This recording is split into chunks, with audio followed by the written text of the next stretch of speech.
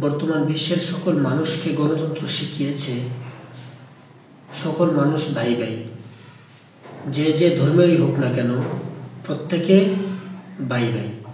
কিন্তু ইসলাম আমাদেরকে বলেছে মুসলিম মুসলিমের ভাই, মুসলমান ব্যতীত অন্য সকল মানুষ, অন্য সকল ধর্মের মানুষ আমাদের শত্রু।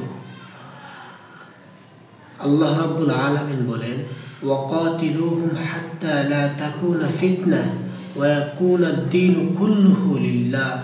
তোমরা তাদের সাথে ততক্ষণ পর্যন্ত যুদ্ধ করো যতক্ষণ পর্যন্ত ফিতনা দূরীভূত না হবে।